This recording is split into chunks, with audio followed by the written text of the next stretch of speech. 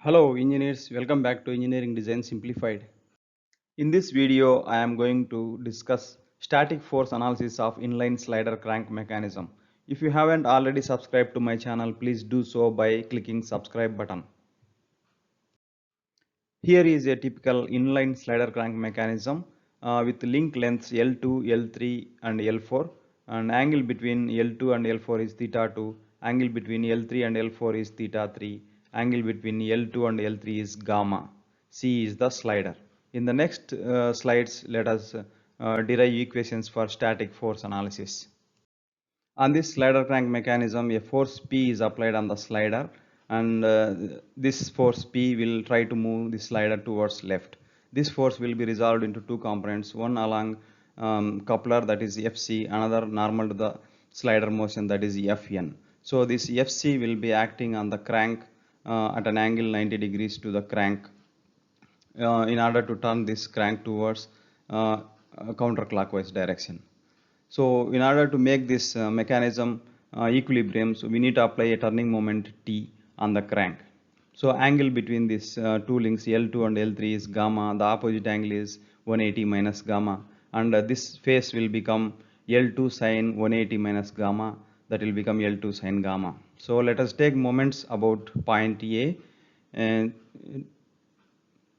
so the moments about point A T equal to minus Fc L2 sine 180 minus gamma.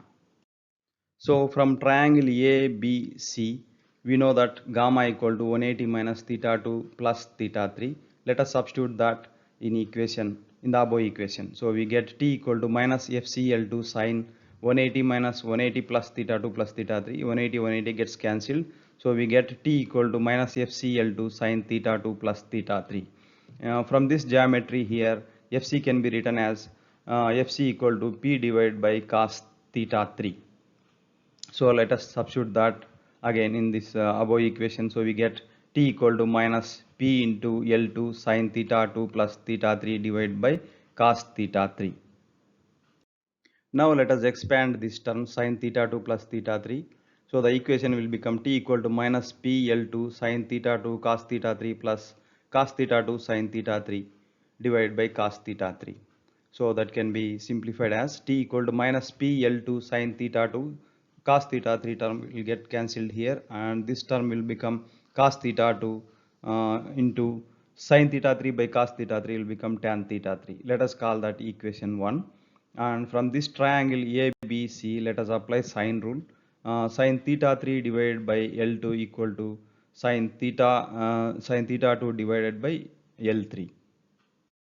So from sine rule, sin theta 3 divided by L2 equal to sin theta 2 divided by L3, we can write that as sin theta 3 equal to L2 by L3 into sin theta 2.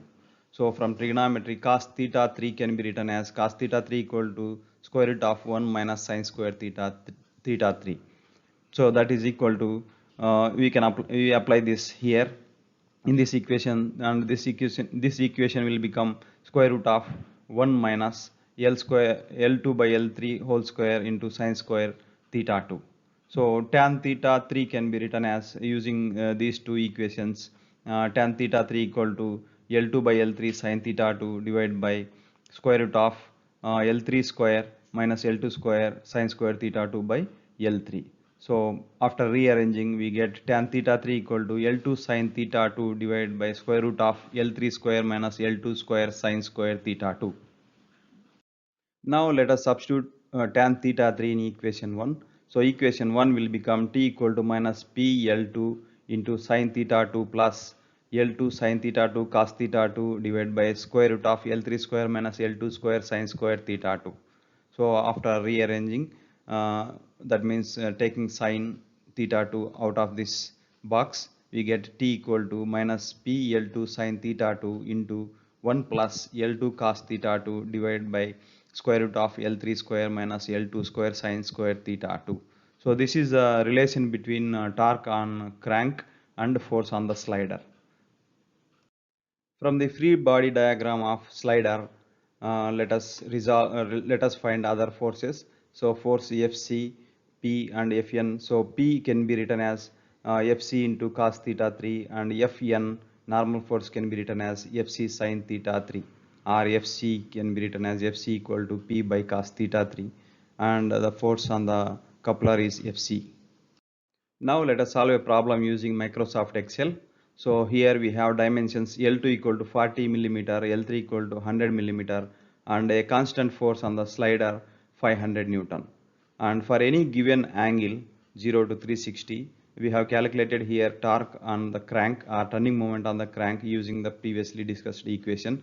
Same way we calculated force on coupler and vertical force on the slider for any given angle. So in the next slide, let us see the plot. Here on the horizontal axis, angle from 0 to 360 is plotted, and on the vertical axis, turning moment on the crank is plotted. So the graph for any given angle, it is like this.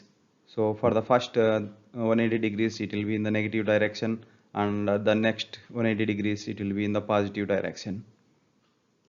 Here the same previously discussed problem is taken, but here a constant turning moment on the crank of 21 Newton meter is applied.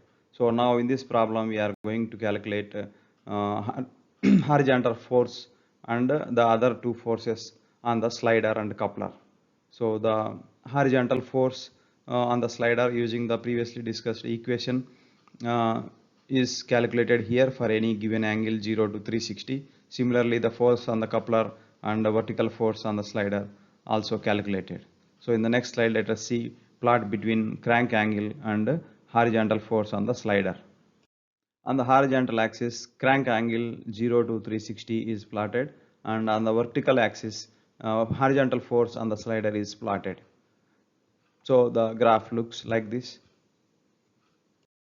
In the upcoming videos, I am going to discuss offset slider crank mechanism analysis.